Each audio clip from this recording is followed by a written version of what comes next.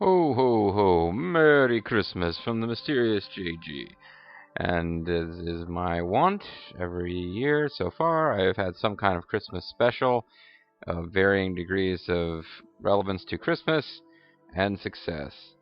This year, I feel a little bad about the fact that as my Nobunaga's Ambition LP winds down, I played as the Yoda, but I missed a lot of historical events in the rise of the Yoda. So I figured, as a way of making it up to my loyal viewers, this Christmas I'll show you the most historically accurate possible representation of the rise of the Oda clan during the Sengoku period of Japanese history. This is basically going to be a historical documentary, folks, as I play through the Oda story in Samurai Warriors 4 for the PS4. This is the closest thing you're going to get to just an actual historical documentary. You know, I mean, it basically is a historical documentary. So, and I know that nothing says Christmas like Japanese historical documentary. So that's why I'm here. So anyway, folks, we'll watch the intro. It's Kawaii Tecmo Games. I kind of blanked until I started putting together playlists for my webpage that Deception and the Warriors and the RTK and Nobunaga Ambition series all come from this conjoined company. So yeah, they're like most of my gaming now. I guess it isn't Metal Gear.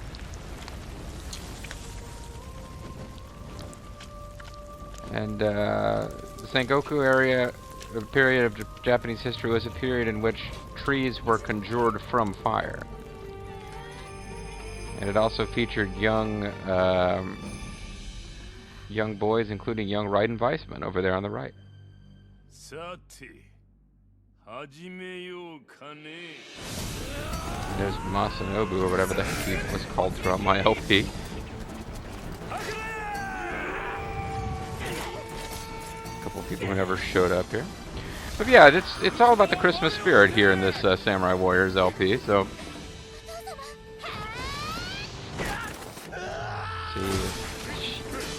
One chick ended up in force. There's, of course, Nobunaga and Mitsuhide having just a fun sparring contest. Mitsuhide is the man in this game. Music is strangely catchy, too. And as you'll notice, the announcing and all the voice acting is in Japanese, which is a major reason I've never LP'd this game before, and after this Christmas special, don't plan to LP any more of it. This is just kind of a little one-shot fun Christmas special. The fact that all the game is entirely in Japanese, except for text, really kind of bugs me and curtails my ability to LP it. So that's the thing. I remember struggling, like, the first game I played that had, like English text on screen and Japanese voice acting was trapped, and I kind of talked and did voices over the Japanese voices, which drove, at least one person away. And frankly, it was only because one person told me that they were driven away by it that I don't know anyone was, but it could have been more. It was just kind of an awkward thing to do. You might have noticed Bobo and I in our Let's Play together of Deception 4 Blood Ties kind of ran into the same awkwardness a little bit. I'm just curious to see if this is a different movie. It is not. But Samurai Warriors 4, don't get me wrong, it's a fun game. I got a lot of play out of it offline. Matter of fact, in Chronicle mode, I sunk so much time into Chronicle mode, it's crazy. And you'll see as we go through. In Chronicle mode, you, well, in this entire game, you always play as two characters. I don't even know, like, it's weird. You'd think this would be the ideal game for me and Bobo to play because it's meant for two players. I didn't even tell him I was recording this. Never floated the idea with him.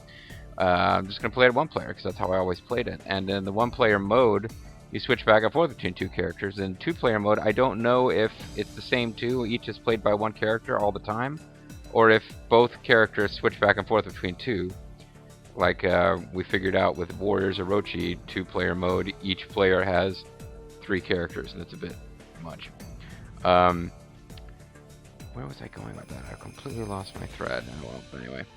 But yeah, in Chronicle mode, you play as, that's where I was going. You have to play as a created character, although eventually you win, you unlock the ability to play as a non-created character if you want to. But basically, you're playing as a created character, wandering around Japan doing stuff, and basically wandering around Japan fighting battles that are the same as you get in free mode. Don't freak out about like living a second life through Chronicle mode in Samurai Warriors 4.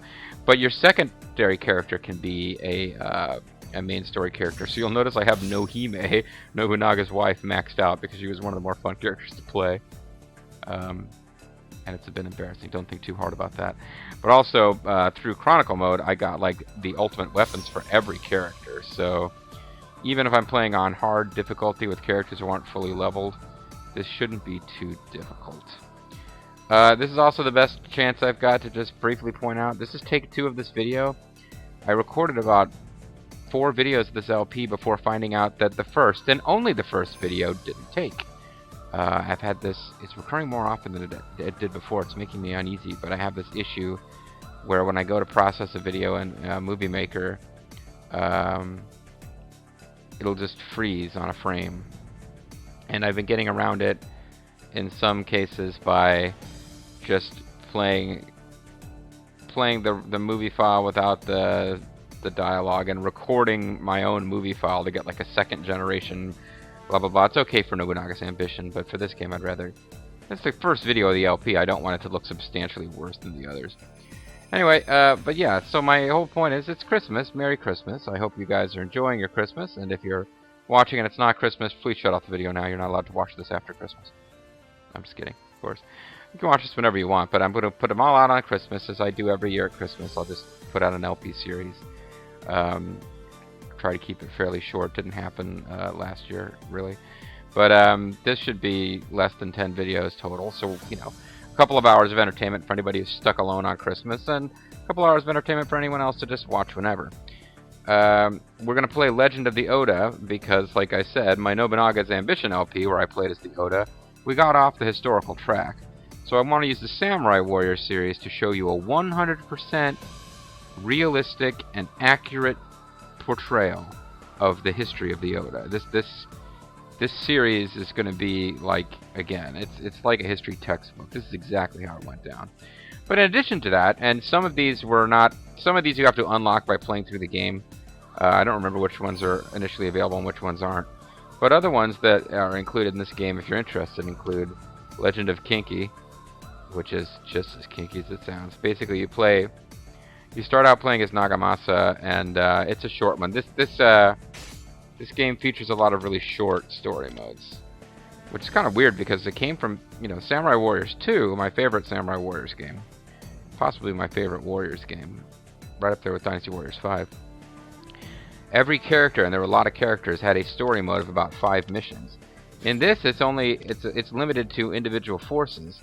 It's a bit like in Warriors Orochi. It was very simple. They had a Shu story, a Wu story, a Wei story, and then they kind of crammed all the Samurai Warriors factions together in one Samurai story because they didn't really organize things to where they could have different factions. Well, in this game, they finally kind of said, okay, we'll try to come up with like different factions, and they'll each have a story mode, but in some cases there's not that much to do. Like Nagamasa, it's entirely the story leading up to, you know, it ends with Nagamasa's final defeat, and he's defeated fairly early in the grand scheme of things. But it's just got a couple of battles of their formation. And sometimes, because they're fighting like other local groups, you'll have, well, in this one you're fighting with Yoda, but you'll often have battles where there's nobody on the other side except for generics. So you've got the Legend of Kinky, about basically Nagamasa and Oichi, and 2 retainers, Takatora Todo and Yoshitsugu Otani, who went on after Nagamasa's fall to play a role in Sekigahara, so they got made playable, and that's the deal. Legend of Shikoku, which is the closest thing that Chosokabe get to having a storyline, and I really don't know what the historical basis is for this this pink-haired chick character who will show up, Koshosho, I think her name was. But Motochika Chosokabe, if you're a Nobunaga's Ambition fan, and you know, you don't have to be, you're welcome to watch the series if you're not, he was the guy who was like the best officer that Chosokabe have, who was supposed to become their leader, but I hired him. While at war with the Chosokabe, he decided he'd rather work for me, so that was a bit of a weird turn. But in this story, he's this absolutely bizarre, like, kind of dark, edgy Bishonen who fights people using his, like, sort of Japanese guitar. It's very weird. Legend of Chugoku, which is kind of the closest thing that the Mori have to a storyline. And it's actually the most boring. I didn't find any of the characters in it all that fascinating, but there's not that many characters in it. Like, it's Hanbei and Kanbei are actually your enemies throughout. So, because this game always has you controlling 2 characters, there'll be some battles, especially in the Oda storylines and the ones leading up to Sekigahara, where you have a lot of different choices of who you want your 2 characters to be to fight. But in this one, you're always playing as Motonari Mori and his son, so it's like not a lot of variety there. Legend of Kyushu, same deal. You only got 2 characters to play as. Luckily, they're a lot more fun because there's Shimazu. This is like the Hammer guy, you may recall, and his nephew, I guess, going around fighting. Oh, and that's another odd thing. There's no storyline where you're really playing as Ginchio and her Boo.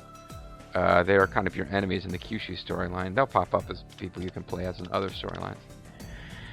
Secret History, I think this was DLC I had to pay for. I don't even remember, but it's just kind of a bunch of bizarre, unrelated scenarios. Oh, there's only the 2. Wow. There's one where you're playing as, like, all the ladies, and there's one where you're playing as all the guys. Or the Bishonen.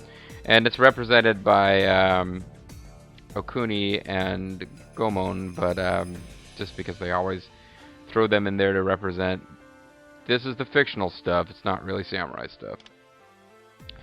Legend of the Sanada,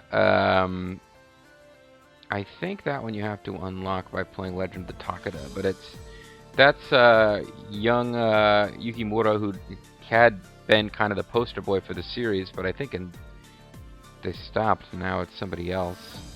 But Yukimura, who's kind of the eternal Japanese hero of the Lost Cause. Japanese culturally love the hero who devotes himself fully to a cause even if it's flawed, and Yukimura was like the guy who, long after the fight was over and it was time to give in to the Tokugawa, he was like one of the last guys to fall. And an interesting story. It took the Samurai Warrior series longer than I would have thought to get to. Once I found out about the story, I was like, oh yeah, why haven't they been exploiting this since the first game? Is that his brother Nobuyuki ended up on the side of the Tokugawa. Before, while they were both still alive, it's not like he went over to the Tokugawa side after Yukimura died. He was on the Tokugawa side, and he got married to Ina. Fathered her child. Kind of, this story mode is a lot about, 2 brothers on opposite sides of war. It's alright. It's probably the one I would play if I wasn't trying to play the Oda one. Legend of Land United, basically the build up to Sekigahara. It's the only one where you can kind of play different sides of the same campaign sometimes. Legend of Tohoku, I guess maybe it's pronounced. Another one, there was only 2 guys you can play as. They wanted to give Masamune a campaign, so they went ahead and gave him one of his more famous advisors and officers a Bishonen character, and he's the guy you play as when you tag out from playing as Masamune. This one might be of interest to my Nobunaga fans. It's the Legend of Triforce, aka Legend of Kanto. This is the story of the Hojo. Now, Samurai Warriors 3 only came out for, like, Nintendo Wii. Or I guess it was Wii, maybe it was some other Nintendo system. But it was a Nintendo exclusive.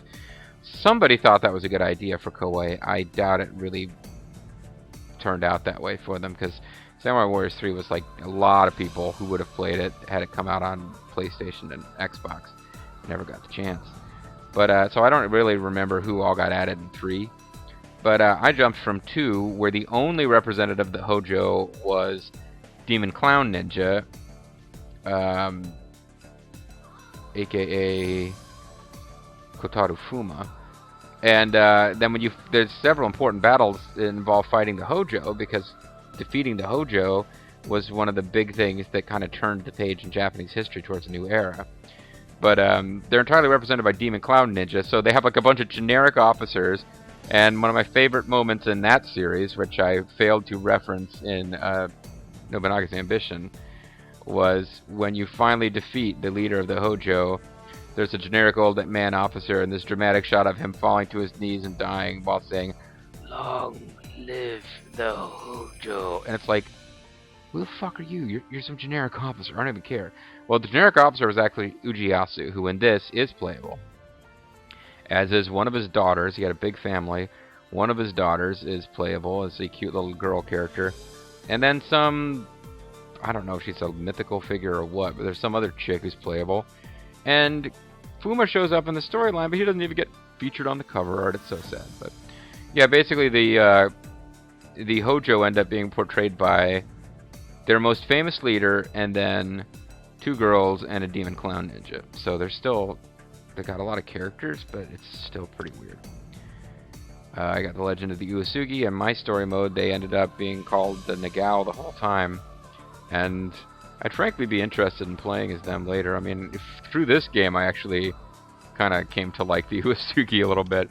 And then you got Legend of the Takeda, and as you can see, it's the only Takeda guy, other than Shingen himself, is the Sanada brothers. So it's mostly just the prequel to the Sanada story.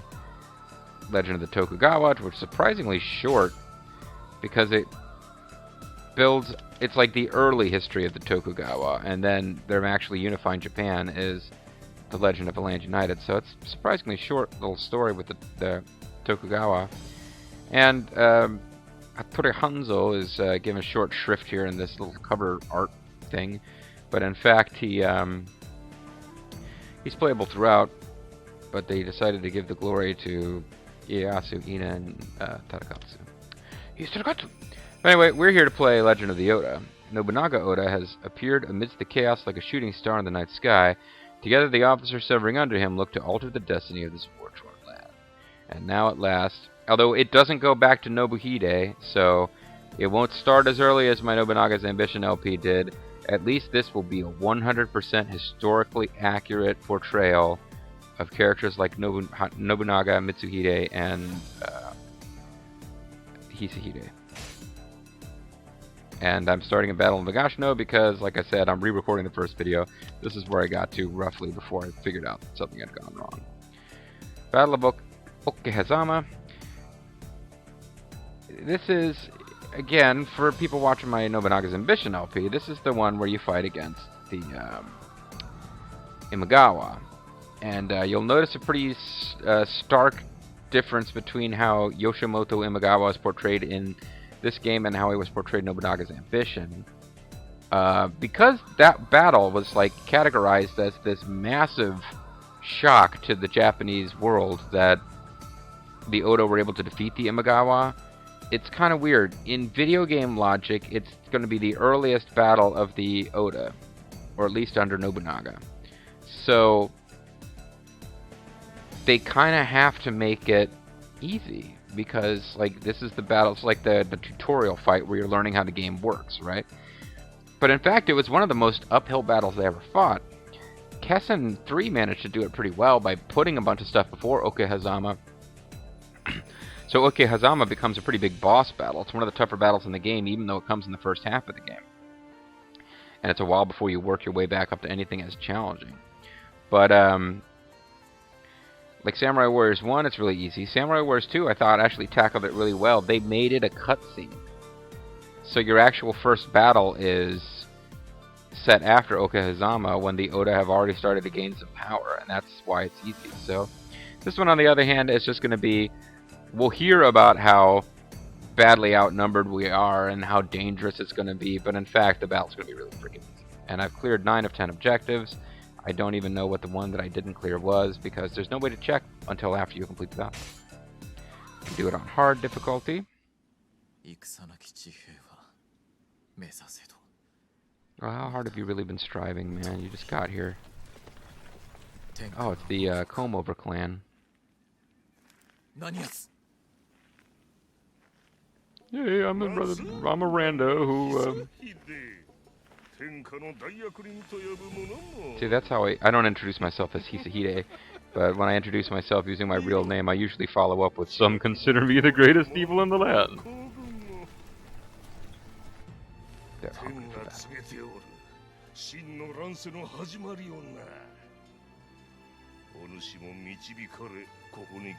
Well, no, but I'm here. Hmm? Take a look at that guy. What's he gonna do?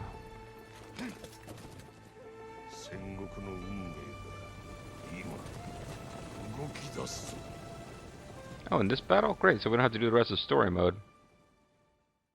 So those guys don't work for Nobunaga yet. And this is the frickin' still that my last attempt at this video froze on.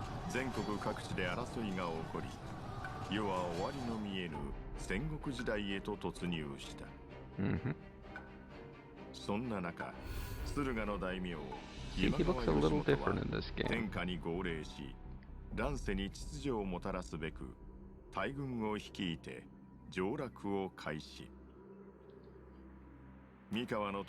I honestly don't understand where the portrayal of Yoshimoto comes from. Nobunaga, and this is something I was telling Old Dragon about in the comments section of a Nobunaga's Ambition video. And yeah, I'm sorry, I'm talking over the Japanese text. It's gonna happen. Nobunaga, it's like his whole thing with Western armor. Now in this game, he's got these really like kind of weird, quasi-demonic Western armor, but the thing with him wearing Western armor comes from this popular Japanese belief that, sort of an old wives' tale, I guess, that he wore Western clothes and that he specifically had Western armor made for himself, you know, as a way of appealing to Western merchants who were visiting and, you know, currying favor or whatever. And apparently there's some dispute about whether that's actually based on history or just a legend that popped up, but he's like universally portrayed as, he doesn't always look this sinister, but he's pretty much universally portrayed as wearing like crazy ass Western armor.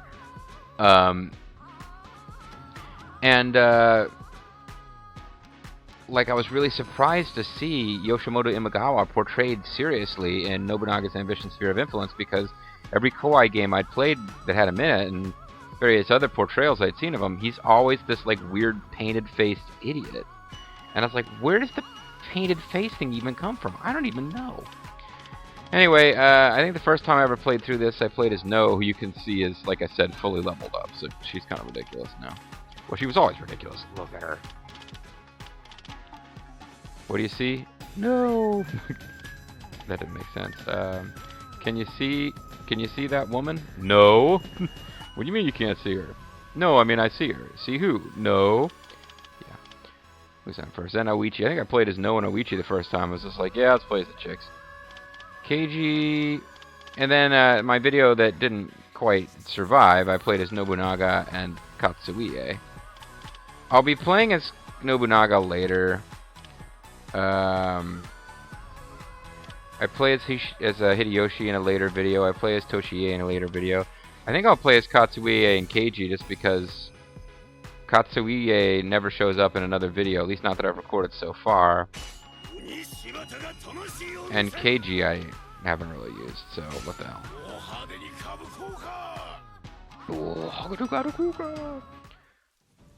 And pretty much you get different scenes depending on who you pick. Oh, actually, I'm going to skip this real quick because I want to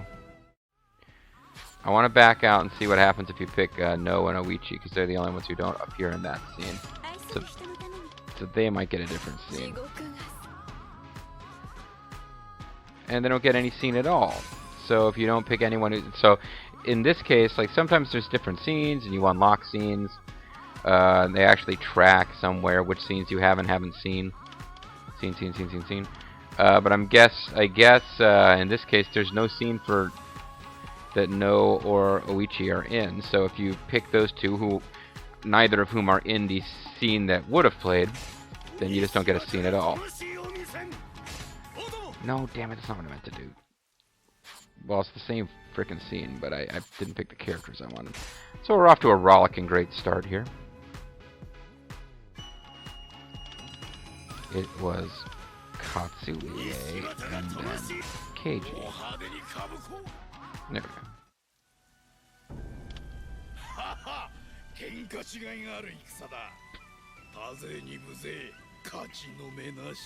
I'm pretty sure he's a little kid at this point, actually.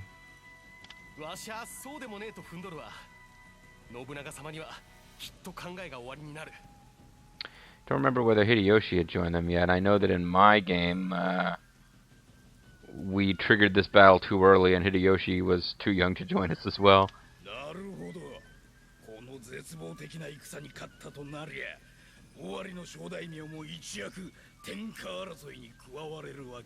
The keen political mind of Keiji Maeda.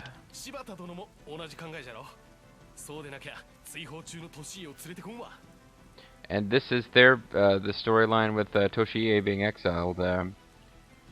So apparently in Samurai Warriors, they've already gone 2 years without hiring him back by mistake, and he'll be hired at the end of this battle. Having caused an incident that displeased Nobunaga, Toshie Maeda was at this time exiled from the order.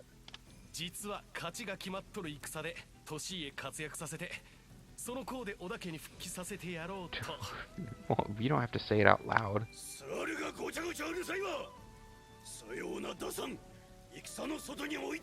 Which is pretty much what Katsuie is saying. It's like, yeah, maybe that's what I'm doing. Shut the fuck up. You don't need to say it out loud.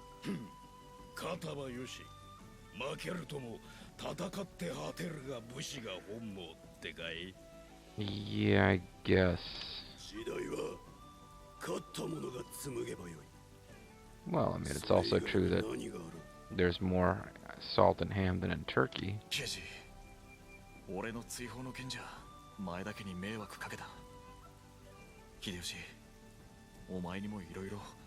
But Katsuie, I don't give a shit about what happens to you because of my exile.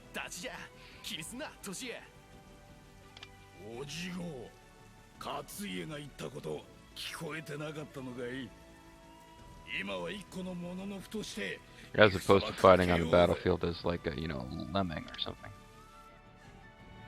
So yeah, the backstory with those guys is they're trying to get Katsuie or Toshie back in Nobunaga's good graces.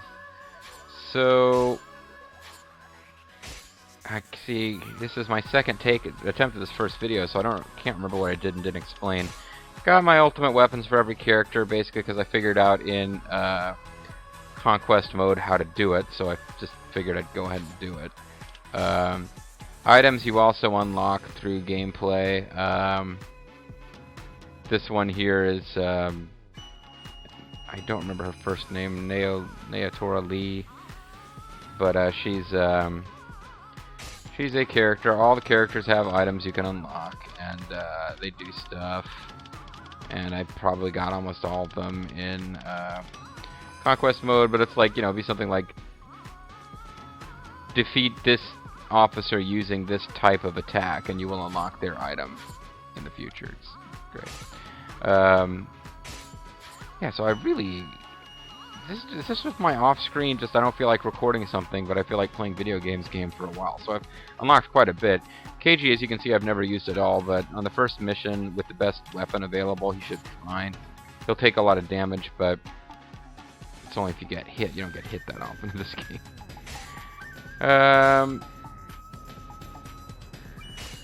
You got Katsuie here, can cause explosions while attacking.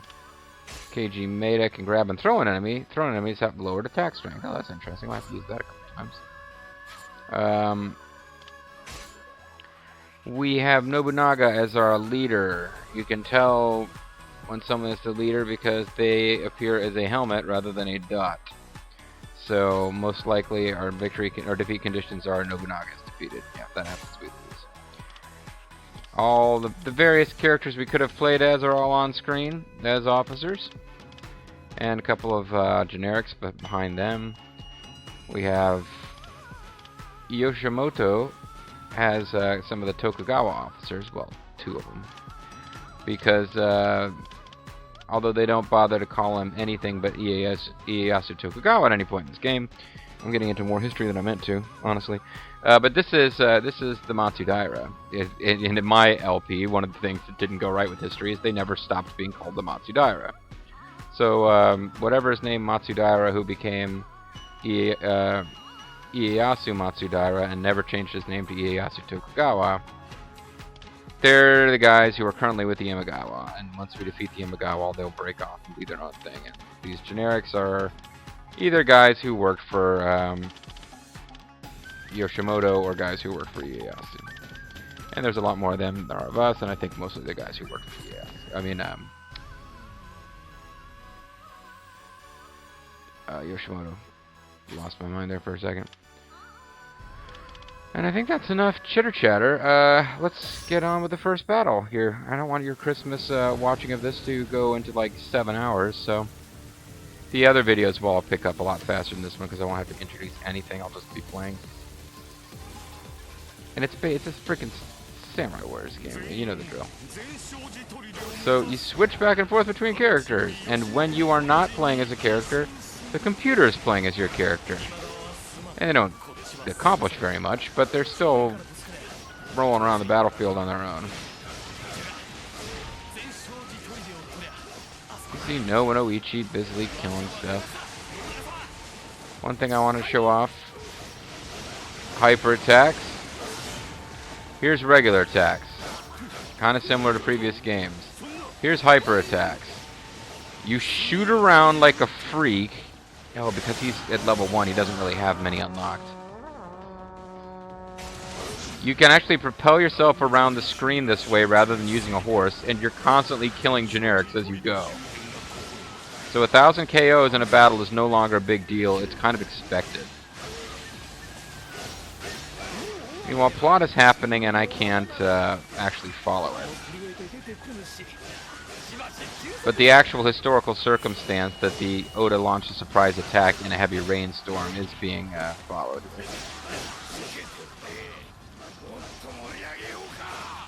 And bear in mind, this is hard difficulty. I'm playing with somebody that I've never played as before, so Keiji's not killing as fast as you might expect, but he's already got almost 200 kills.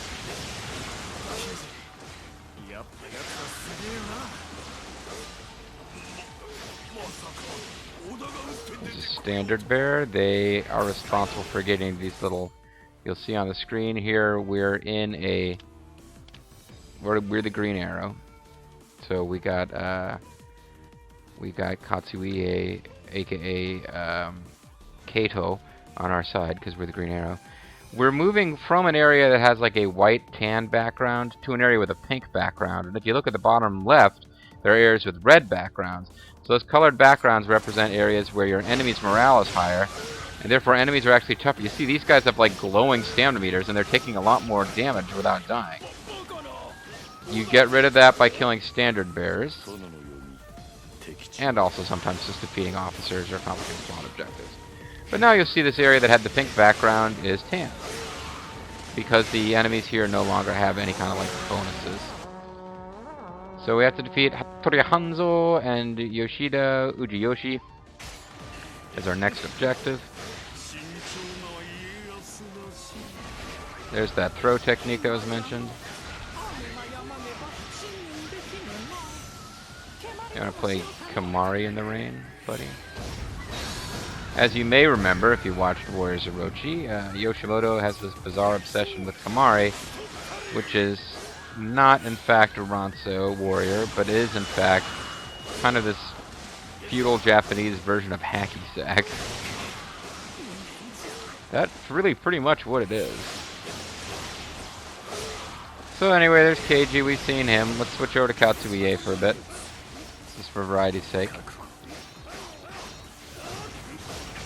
He's picked up a little bit of Muso while the computer played it in, but not much. The computer doesn't really accomplish much.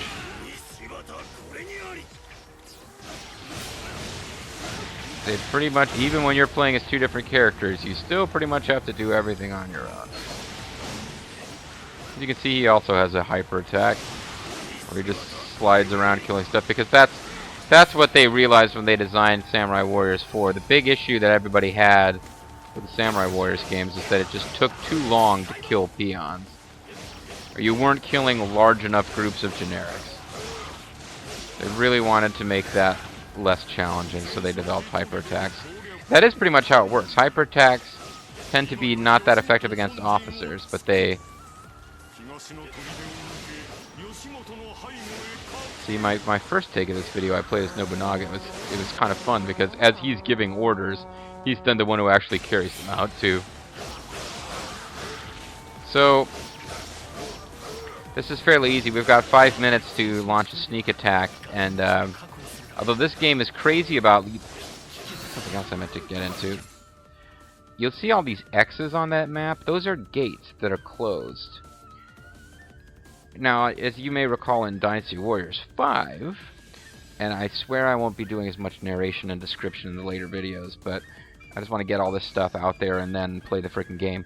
Dynasty Warriors 5, which is along with Samurai Warriors 2, are my two, like, kind of in my favorite Warriors games. You would sometimes face this, like, if the path was completely occupied by a defense base or an attack, you know, a defense base primarily. You might have to defeat a guard captain and get inside before you can pass through because the gates are sealed. And a lot of the time the defensive base would be in the middle of an open field where you could bypass it. And otherwise there were no closed gates, and if you wanted in pretty much any battle, you could ignore the story and go straight to the enemy commander and win that way. And, you know, you'd miss a lot of the game, but you could do it. I missed that. Because this game, they really make it like there's sealed gates around everything. You'll see a location where there's like 2 officers with 3 sealed gates around them. It's ridiculous. So yeah, you have to like rigidly follow the plot. Now a lot of the times, if you fail to trigger something before the time limit, you'll get a message saying, you failed, oh no, now we're in real trouble, and your morale will go down, your allies will start being defeated faster, but the gates will still open, because otherwise you can't win the level at all. But in this case, we need to get to where there's that that enemy leader helmet for Yoshimoto. We need to get to him. There's a like path that we can follow. There's no gates in the way. So any officers I defeat on the way are just for the hell of it. You raid along the razor's edge to hell.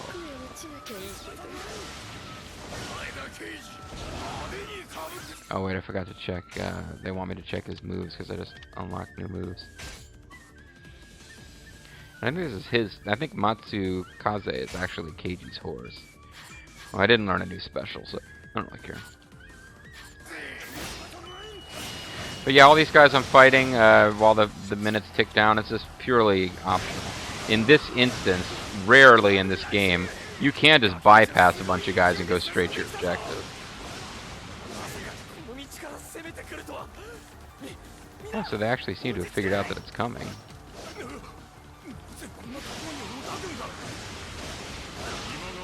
But this guy, if he hadn't already been knocked down, would have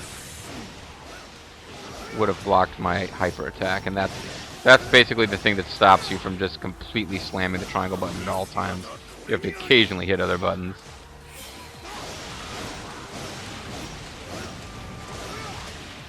So I'm not quite. Oh, there's Naotora. She's somebody whose item is sometimes useful. It gives you like a range boost. I just used it. That's another thing to explain. That's how these items work. The ones I'm using are all like multi-use. Like you use her item and now there's like a clock, and you'll see it will gradually refill and I can use it again. But that's because I unlocked a bunch of good items in Conquest mode. Otherwise you get items like, you know, restore your health, can use once per battle, that sort of a thing.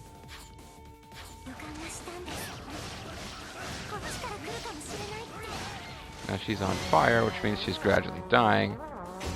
Defeated her to take the eastern garrison. That was a optional objective, so I'll probably earn bonus gold. Sometimes your character you're not playing as will wander up to something, and option will appear on the screen to show that if you switch to that character, they are located at a place where they could get a bonus objective. You know, I've completely forgotten to showcase Musou's and how they always give you a super awesome pose. And there's actually something else where you've got. I just want to show this off, so I'll wait till we get into the base, because that's where it makes the most sense. They give you plenty of time to do this sneak attack, and that's basically it. Once you do it, you've sort of won. But it is the first battle of most basic intro campaign. Oh, so Masanobu Yui has been slain, eh? Sometimes you defeat officers and they are meant to escape. Sometimes you defeat them and they're slain. You don't get cool cinematics like in Samurai Warriors 2, though. So you press the R trigger, you get this thing where time slows down and you become invulnerable and you do more damage. And then you do a Muso during this and you get an extra special Super Muso. Like so. And it tends, even when playing on like Conquest mode, where you have this like survival mode where the difficulty increases with every tower, level of the tower, blah blah blah, that tends to just kill everybody dead. But you have to be careful that they're not out of range. It tends to, for most characters, your Super Muso is like an area of attack in front of you kind of thing, and you have to make sure you don't launch it when you're nowhere near the enemy.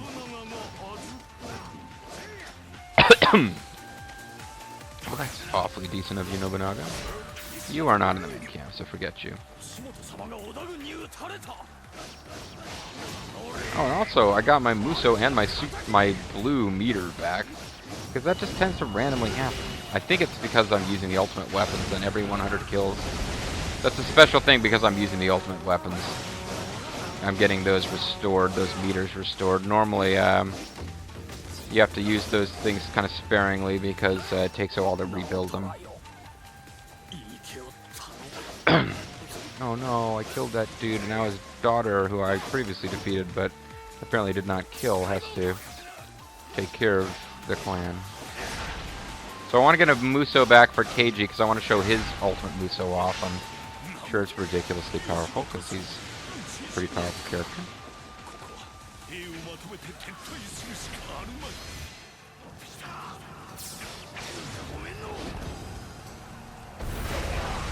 Yeah, it's just he poses and everyone dies. I figured it'd be something along those lines. Anyway, I prefer Katsuie, and he's a much bigger part of my Nobunaga's Ambition LP, so let's give him a chance to show up. Because we won't be seeing him again in this particular playthrough, probably.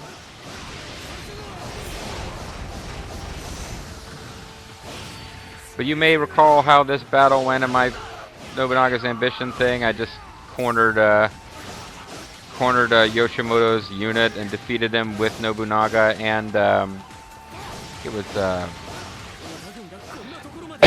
pardon me, I think it was Ranmaru's dad. But I had to do it quickly before I got found out by his allies. But in this battle, as you'll see, Keiji and Katsuie collectively defeated like 1 billion dudes in one-on-one combat.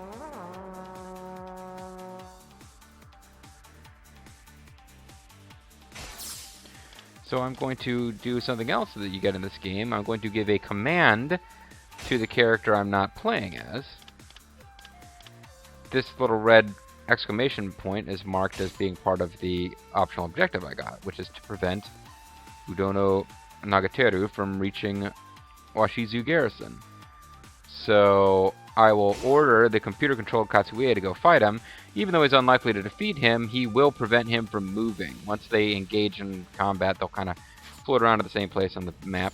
And that'll give me a chance as Keiji to do other stuff for a little while.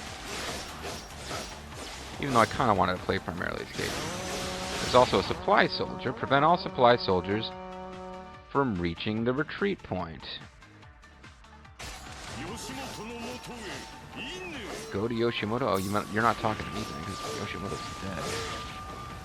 So take out the supply soldiers and stuff happens. And this is useful. Sometimes you have different side quests going at the same time, and it's difficult to do them both. So that's why it's useful to give orders to your sidekick.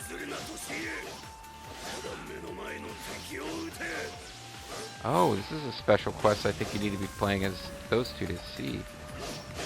Damn it! But the guys not moving towards you are... somebody... I think probably the objective I didn't get is prevent any enemies from retreating. Oh, I forgot I have to forget horse. Why am I making this difficult?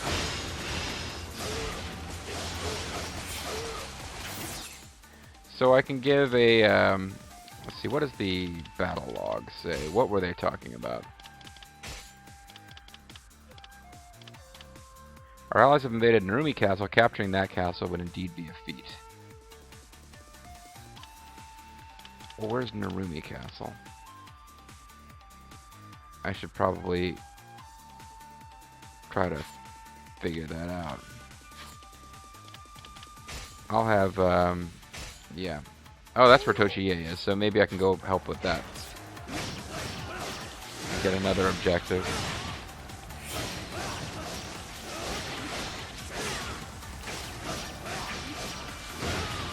Remember, folks, the backstory here is that Toshiie is trying to really impress Nobunaga so that he can get back in his good graces and rejoin his clan.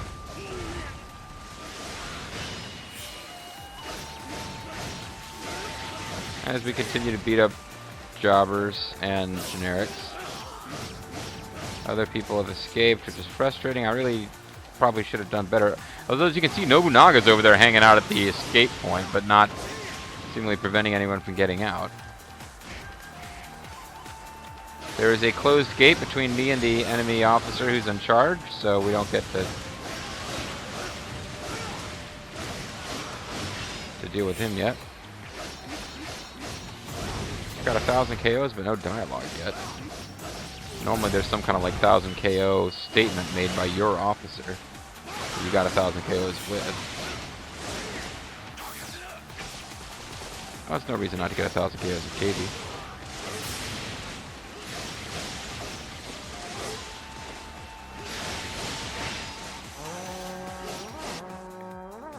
There we go. I figured there would be a bonus objective related to that. He played with you?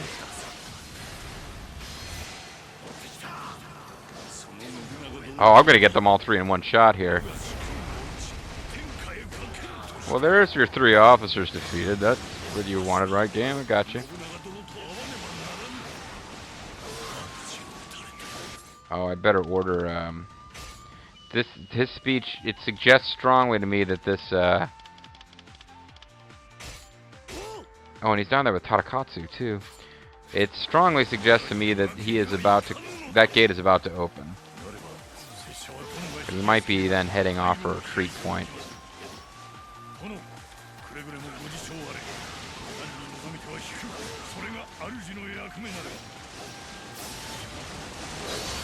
Tadakatsu's left the battlefield.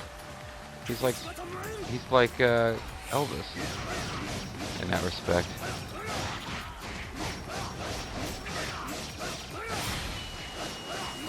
So I'm just waiting for this gate to open now. Then I gotta check the video and make sure it took.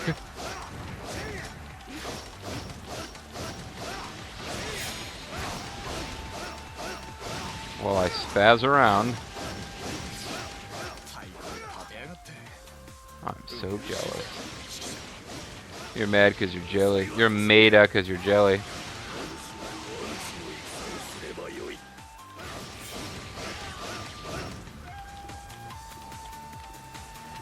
Well, I've defeated everyone in the general vicinity of his base.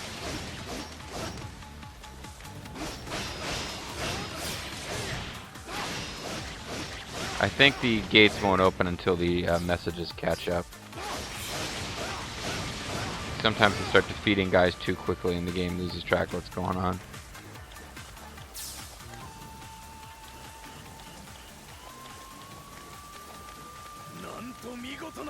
Running out of guys in this quadrant to destroy. Yes, you can. What do you think you're gonna do about it anyway? For the hell of it, I'm going to upgrade my attack power before we face him.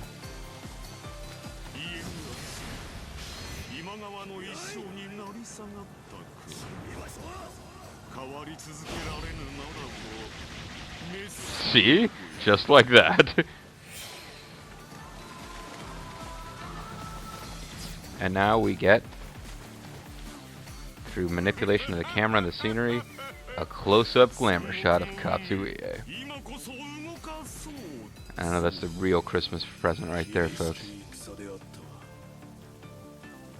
And this always happens. It always wants to change it right when I didn't change any inputs. It's like, yeah. So this way you can look at the sexy, sexy ladies, or even the sexy Bishonen, or the sexy, sexy Katsuie, from exciting angles.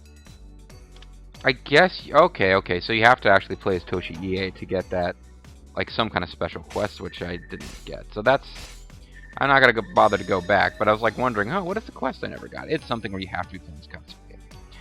So, I mean, Toshi Ie. So we played as Katsuie, like one of my main dudes in Nobunaga's Ambition. He's up to level 17, good for him. We probably won't be using him again. And we got Keiji up to level 11. We're going to get a bunch of weapons, and I'm going to throw them all away, because playing this for LP purposes is probably the last I'm going to play of it. I've played it a lot. And everybody's got their ultimate weapons, so the other weapons you get kind of don't matter. We won't need to throw his weapons away because he probably doesn't have any. Oh, no? Wow, he still managed to... Oh! I don't get it. How did I have weapons for him? I wasn't even playing as him. Whatever, we're good. We'll pick up items. I've already got all the items. I said I've off-screened this quite a bit just for, you know, my own enjoyment. After the storm, ride in the storm. I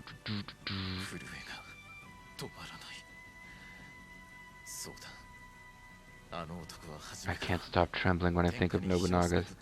I want to slide my fingers across my nips.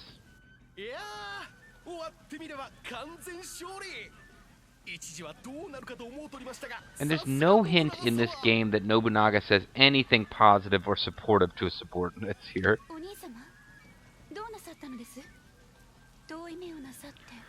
He looks evil.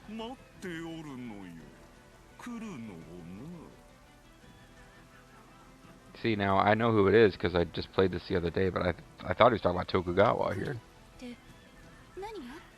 How come I can't speak to you like a sister, just conversational? I'm always creeped out. At that moment, Mitsuhide Akechi pushed his way forward through the men and knelt before Nobunaga. He's not kneeling!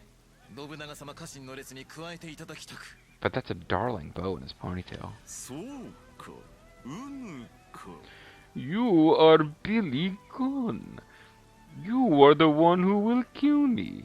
Unless that's Magoichi in this game, or perhaps Hisehide.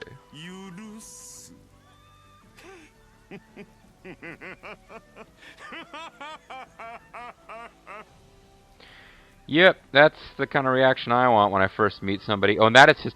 Everybody has a couple of different emotional portraits. That's the happy portrait for Nobunaga over on the left. It's like, oh, I see. You have come here. I will allow it. Oh, man, I had this whole long speech. I don't know if I could even give it, because I might have...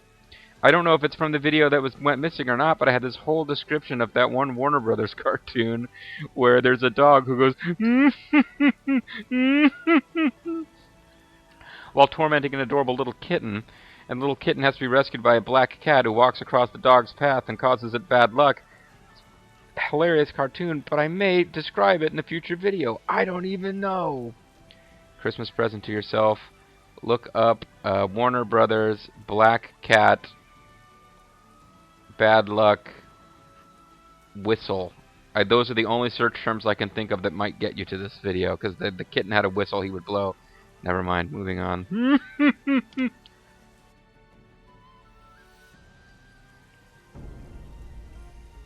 And now Nobunaga gets to be a jerk some more. After the battle in Nobunaga's camp, Katsuie and the others asked Nobunaga to end Toshi Ie's exile.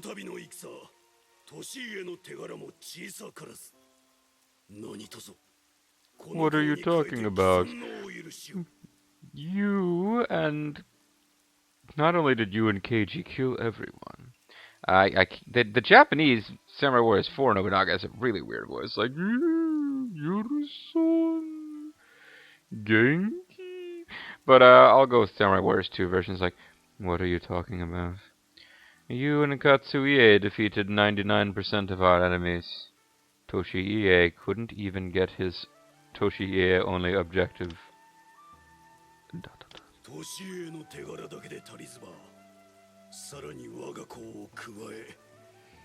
I just won't get any credit at all.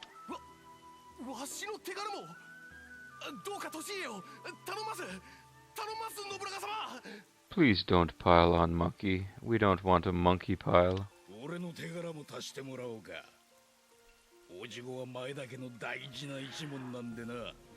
Oh, did I forget to mention all of the Maeda are banned?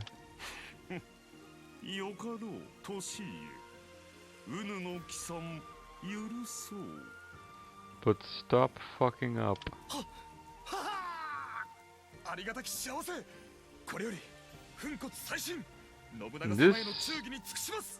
This is my reward to you for not accidentally getting hired over the last 2 years.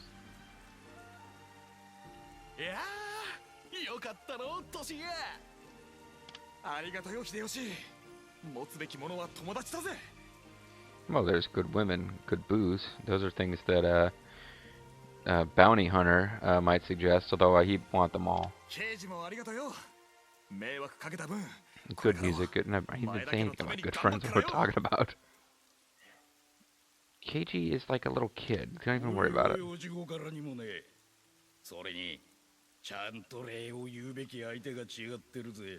Don't even care what you do. Get fucked, uncle.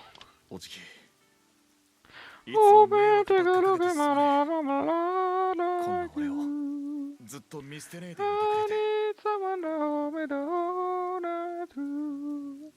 Just one look in your eyes and you can tell it's true.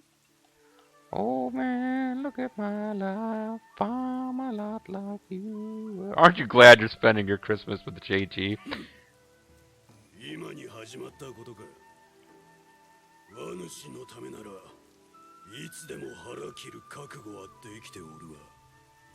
It'll all work out fine, Toshiie, as long as you don't ignore me in my hour of need as Hideyoshi kills me. Or rather, why don't you stop doing that and I'll take over?